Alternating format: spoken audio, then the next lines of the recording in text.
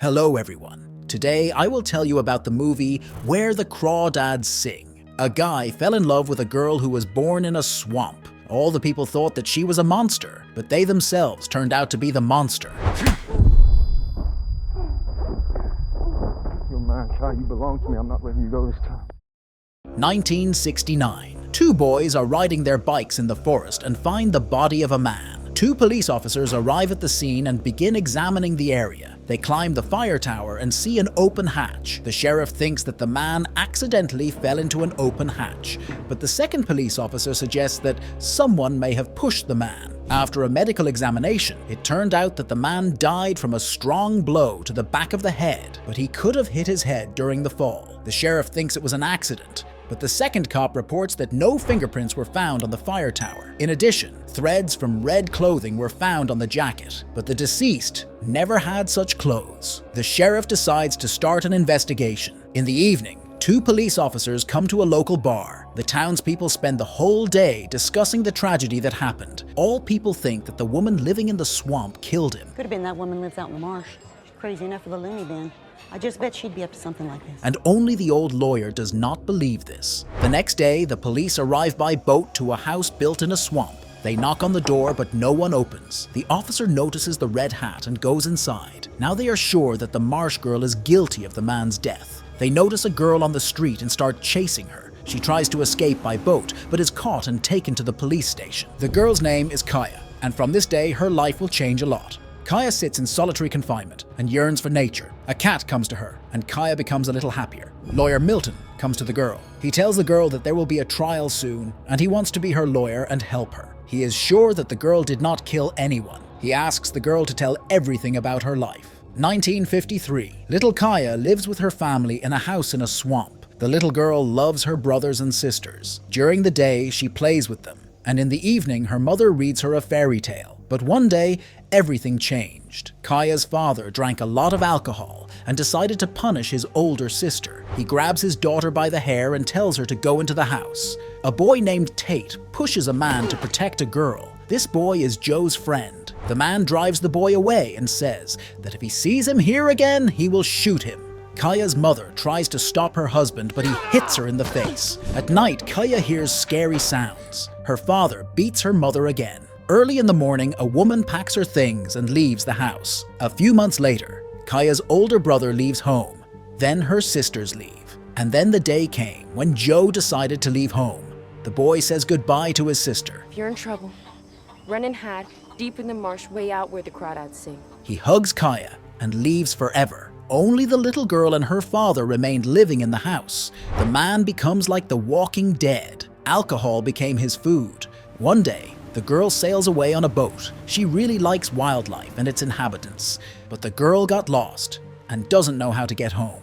She meets Tate by chance. The boy helps the girl return home. Thanks to Tate, Kaya gains courage and approaches her father. She brings him water and says that she is hungry. The man comes to his senses and comes to the nearest store to buy food. He asks to sell him corn and refuel the boat. This store has two owners, Jumpin and his wife Mabel. The woman asks the girl if everything is okay with her and asks where her mother is. Kaya says that her mother works at home.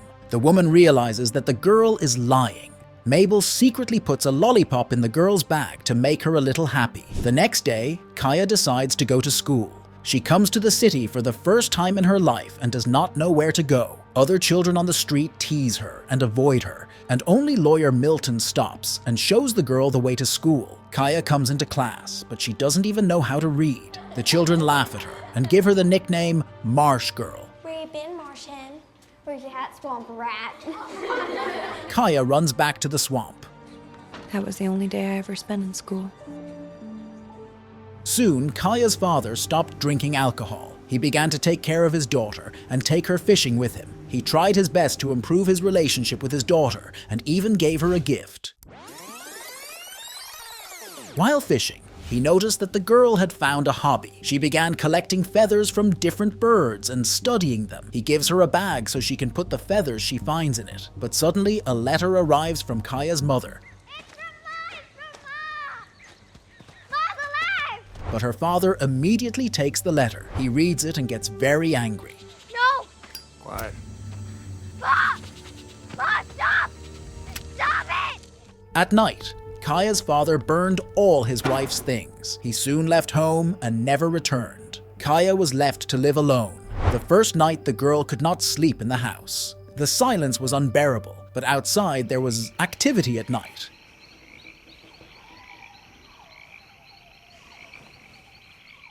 A few days later, there was no food in the house, but Kaya was a smart girl. She went to collect mussels to sell. The girl collected a whole bag of mussels and brought them to the store. Jumpin paid the girl and fueled the boat for free. He allowed the girl to sell him mussels once a week. The first court hearing will take place soon. Kaya receives a package from Miss Mabel.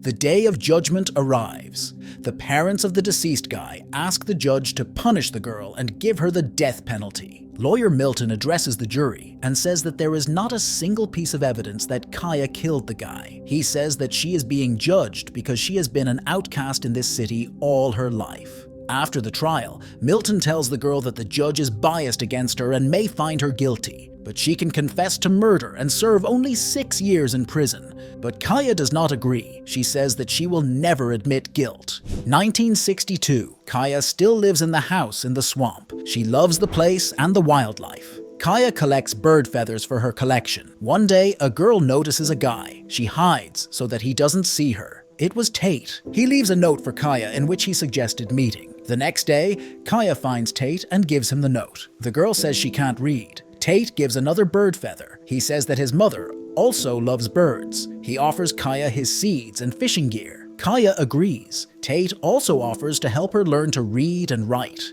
From that day on, Tate and Kaya spent every day together. They became very close friends, and Kaya finally stopped feeling lonely. The girl very quickly learned to read and write. One day, Kaya invited Tate to her home. The guy was very surprised at how creative, smart, and unusual a girl Kaya is. Tate falls in love with Kaya, but he understands that they cannot be together. Tate must go to another city to study. Tate visits Kaya again, but she leads him into the woods because the child welfare authorities are looking for her. Jumpin warned the girl that the city authorities wanted to take her to a boarding school. Tate says maybe it's not so bad, but Kaya does not want to leave the swamp. She asks Tate about his mom. He says that his mother and sister were on their way to buy a gift for his birthday and died in a car accident. Kaya says that Tate is not to blame and hugs him.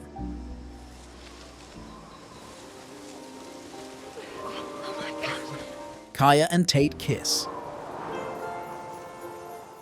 A few days later, Tate brings a cake and wishes Kaya a happy birthday. For Kaya, this is the best day of her life. But Tate stops. He says that he cannot do this because Kaya is too dear to him. A few months later, Tate goes to college. He tells Kaya that he will soon leave and become a biologist. He promises to return in a week to visit her. Tate invites Kaya to come with him, so they can live in the city like a real family. But Kaya says that she doesn't want to live in the city. She thinks that people will never accept her, and she doesn't want to leave her swamp. She thinks that Tate is deceiving her, and he will never return. The day comes when Tate must leave.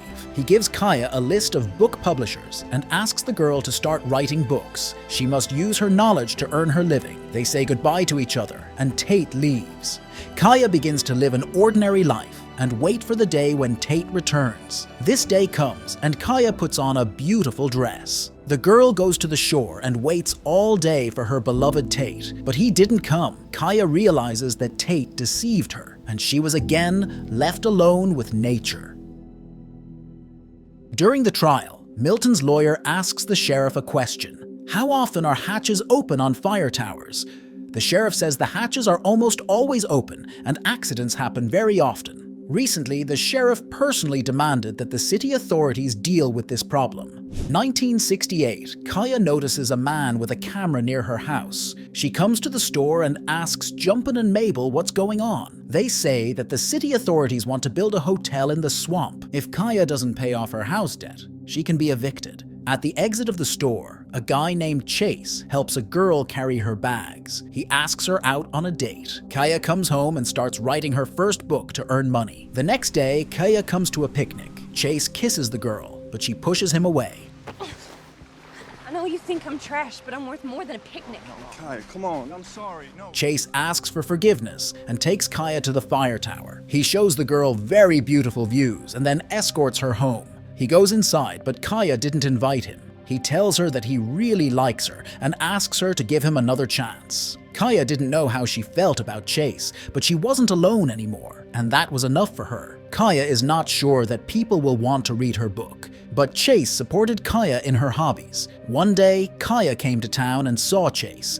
He was with his friends and was having fun, but Kay Chase said that he had no real friends. A few months later, Kaya finished writing her book and sent it to the publisher. Soon, Kaya received a letter. Her book has been accepted and will soon begin publication. Chase also got a good job, and the couple seems happy together. In the evening, Chase says that when they get married, they will live in the city and they won't have to hide from people. But Kaya is still afraid of the townspeople. Chase brings Kaya to the motel and puts her on the bed. Everything lasts a few minutes. Kaya couldn't feel love, but she gives Chase the necklace anyway. During the trial, Chase's mother says that a necklace that he never took off was not found on his body. She blames Kaya and says that this is proof of her guilt. But lawyer Milton says that Kaya's house was searched and the necklace was not there. In 1969, Tate returned to the city. He finds out that Kaya now has a new boyfriend. What's that marsh girl like in bed, man? Was she an animal? Wow, there's a bobcat worth every bit of the gas money. Hey, don't talk about her like that. Tate comes to Kaya's house, but the girl asks him to leave and says that she doesn't want to see him. Tate apologizes to the girl. He says he made a big mistake. You know, I thought I had to choose between you and everything else. But the truth is, scholarships, the grants, the jobs, it means nothing without you. Tate says that he has returned forever and now works in the laboratory. He hopes that Kaya will be able to forgive him someday, but Kaya can't do it. A few days later, Kaya comes into town to buy food. She meets Chase and suggests they celebrate the release of her book, but Chase's friends approach him. He introduces them to Kaya. Pleased to meet you, Kaya. I'm Chase's fiance. Kaya returns home and does not understand why her close people always betray her. Chase comes to Kaya to explain everything, but the girl hides.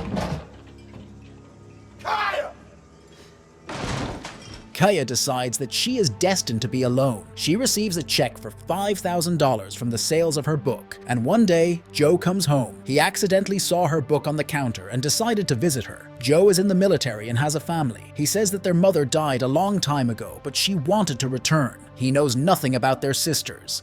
Joe says that he will visit her. Kaya comes to Jumpin' and asks him to give the book to Tate. At that moment, Chase comes into the store. He notices a girl and wants to talk to her. He explains that he doesn't love that girl. He wants to be with Kaya, but Kaya asks him not to come to her. Chase punches Kaya in the face. He pushes the girl and pins her to the ground. He starts to take off her clothes, but Kaya hits him on the head with a stone. Kaya threatens him and says that if he touches her again, she will kill him. A local fisherman heard all this and talks about it in court. Tate comes to Kaya's house and sees bruises on her face. He knows it was Chase, but Kaya asks not to help her. Tate promises her that he won't go to Chase and tells her to go to the conference she's been invited to. This is her chance to prove that everyone in the city was wrong about her. Kaya comes to the store and says that she will soon go to a conference in another city. Jumpin' notices the bruises. He knows it was Chase. He says that he will go to the police and tell everything. But Kaya asks him not to do this because the police will not help her. Jumpin' is very upset because he is worried about Kaya. Kaya became very close to him. He asks her to always tell him where she is and if she is okay. The last day of the trial is approaching. All Kaya's close people come into the courtroom. They love her and want to support her. The court is questioning another witness. The woman says she saw Kaya get on the bus and leave the city on the day of the murder. But the prosecutor says the girl could have returned on an overnight flight, killed Chase, and returned to the conference by morning. Attorney Milton stands and addresses the jury. He asks them to think about the facts. Kaya has an alibi. The girl would not have had time to commit the crime in 1 hour and return to another city. He says it's simply impossible. He encourages jurors to think about why the girl is being tried. He says that she is not being tried because of murder, but because she is an outcast. All her life, the residents of this city offended and insulted her. Milton asks them to judge her objectively and stop considering the girl a monster, because Kaya has already proven to everyone that she is a very smart and kind girl. The jury pauses to make its decision. After 15 minutes, the judge asks the girl to stand up. He reads out the court decision in which the girl was found not guilty. Thank you.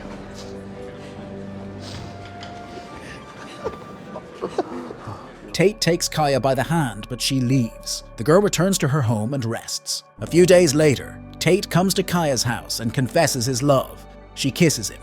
Tate proposes marriage, and they decide to live together for the rest of their lives. Now Kaya is not alone. Joe and his family often come to them. A few years later, Jumpin' dies and Kaya comes to his funeral. He was like a father to her. For many years, Kaya and Tate lived loving each other and nature. But life is not eternal, and Kaya feels that her end will soon come. She sails away on a boat and sees her mother on a boat, and then dies. Tate says goodbye to his beloved wife. He takes her book and finds the necklace. Tate realizes that Kaya killed Chase, and in the end he comes to the beach and throws out the shell. And this is where the film ends. Write your opinion about it in the comments. Like the video and subscribe to the channel to be the first to watch new videos.